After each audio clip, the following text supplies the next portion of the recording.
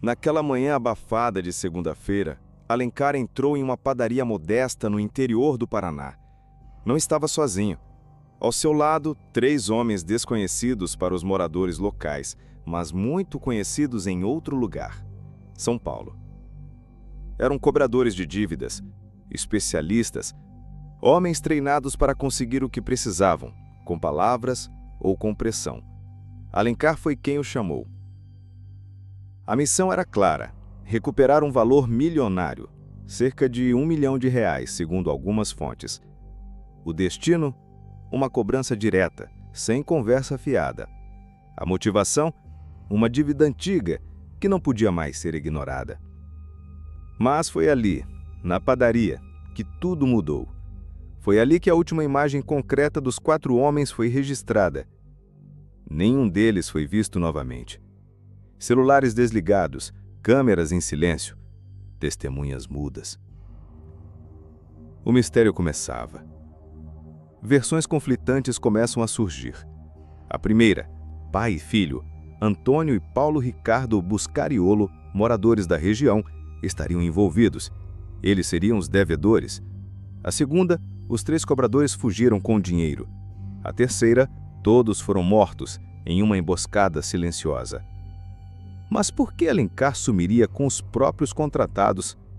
E por que 3 homens experientes desapareceriam do mapa sem deixar um único rastro?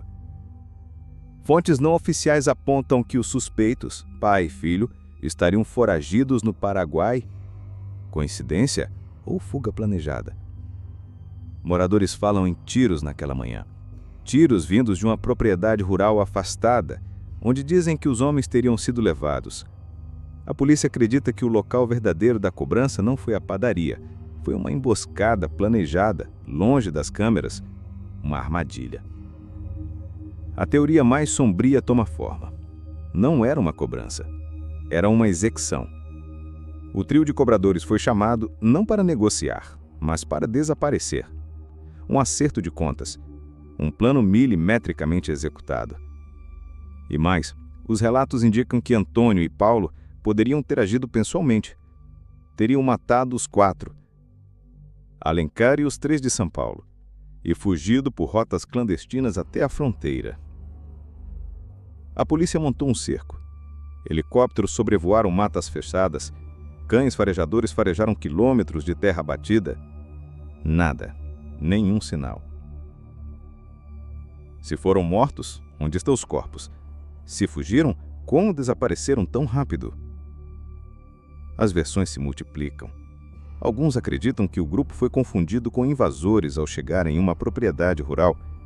Outros acham que a dívida foi apenas a cortina de fumaça para um crime muito mais complexo. Mas uma coisa é certa: o silêncio pesa. Moradores se recusam a falar. Desviam os olhos. Dizem que não viram nada. A cidade mergulhou em medo. A verdade virou tabu. A câmara da padaria mostra a última imagem dos 4 homens vivos.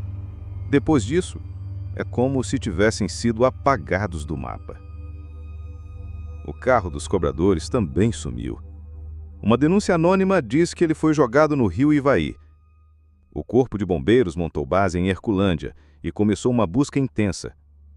Mergulhadores, helicópteros, cães farejadores. A correnteza do rio dificulta o trabalho, mas um pescador afirma ter visto movimentações estranhas nas margens no dia seguinte ao desaparecimento. Dia 9 de agosto. A investigação atinge um ponto decisivo. A Polícia Civil reúne provas. A Justiça autoriza a prisão temporária de Antônio e Paulo Ricardo Buscariolo. Mas já era tarde. Pai e filho não estavam mais em suas casas. Sumiram. Evaporaram. Agora são oficialmente foragidos. As buscas continuam, propriedades são revistadas, rios são vasculhados, famílias esperam por notícias. Rafael saiu para trabalhar e não voltou. Hotblay deixou 2 filhos pequenos. Diego tinha sonhos e desapareceu. Alencar, que os contratou, nunca mais deu sinal de vida. 4 histórias. 4 famílias. Uma mesma pergunta. onde eles estão. As buscas por respostas transformaram a pequena cidade de Caraíma em um palco silencioso de um mistério cada vez mais sombrio. O que parecia ser uma simples cobrança de dívida virou uma trama densa, com personagens desaparecidos, suspeitos foragidos e perguntas que ecoam sem respostas. O que aconteceu depois que os 4 homens foram vistos na padaria? A pergunta se repete nas ruas, nas delegacias e principalmente nos corações das famílias que ainda esperam por uma ligação, um sinal, qualquer pista, mas tudo que recebem é silêncio. As investigações avançam lentamente. Com o sumiço de Antônio e Paulo Ricardo, as autoridades passaram a monitorar fronteiras, ruas rurais e pistas clandestinas. As fotos dos dois estão espalhadas por todo o Paraná e estados vizinhos. A suspeita de que tenham fugido para o Paraguai aumenta a tensão e complica a operação. Mas se eles não são culpados, por que fugiram? E se tudo isso for parte de algo ainda maior? Há indícios de que a dívida de R$1 milhão nem era o verdadeiro motivo da viagem. Alguns investigadores acreditam que o encontro foi uma isca, que Alencar, como morador da região, poderia estar envolvido em disputas territoriais, crimes não registrados ou até mesmo acordos escusos que desandaram. Os 3 de São Paulo seriam apenas a parte mais visível de um jogo muito mais complexo. Reféns de um destino que não conheciam. No centro dessa narrativa, uma hipótese aterradora toma forma. A emboscada foi premeditada. Nada do que aconteceu foi por acaso. A padaria, apenas uma distração. A viagem, um roteiro criado para encobrir o verdadeiro objetivo: silenciar todos. E foi o que aconteceu. Silêncio. As famílias vivem entre o luto e a esperança. As esposas dos 3 cobradores contam que eles estavam animados com a missão, que não era a primeira vez, e que dessa vez algo estava diferente. O nervosismo de Alencar era incomum. A pressa, o sigilo. Eles saíram de São José do Rio Preto, rodaram quase 650 quilômetros para Icaraúma, mas nunca mais voltaram. A Polícia Civil trata o caso agora como homicídio múltiplo. A Justiça já autorizou as prisões, mas sem provas físicas, corpos, armas, testemunhas, tudo continua nebuloso. O rio Ivaí virou o foco principal. Denúncias anônimas apontam que o carro foi jogado lá, que corpos foram arrastados pela correnteza, que provas foram destruídas. A operação é intensa, mas até agora, nada.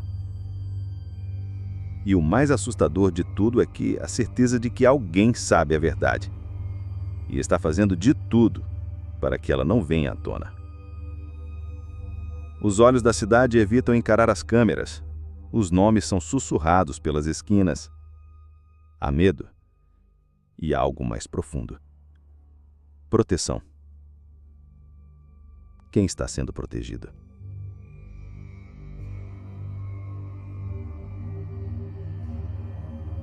A padaria segue funcionando, mas a marca daquele dia está no ar.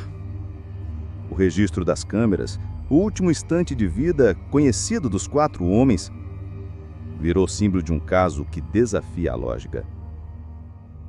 Como é possível simplesmente desaparecer? Mesmo com drones, helicópteros, mergulhadores, cães farejadores? A resposta pode estar mais próxima do que se imagina. Mas ninguém quer dar o primeiro passo. E se não for uma questão de onde estão, mas de quem queria que eles nunca fossem encontrados? O caso segue no limbo entre crime, conspiração e silêncio. A cada dia novas pistas surgem. E com elas, mais perguntas. O Brasil assiste. As famílias choram. A verdade ainda se esconde. Mas ela está lá. Em algum lugar da mata. No fundo de um rio.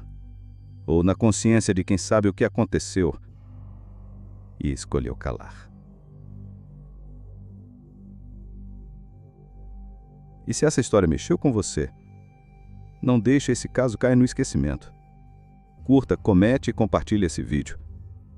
Seu comentário pode ser a força que mantenha essa investigação viva. E se você quer acompanhar de perto tudo que ainda vai ser revelado, se inscreva no canal agora. Ative o sininho porque o que vem aí vai abalar ainda mais. Eu deixei aqui na descrição o link que vocês vão gostar. Até o próximo episódio.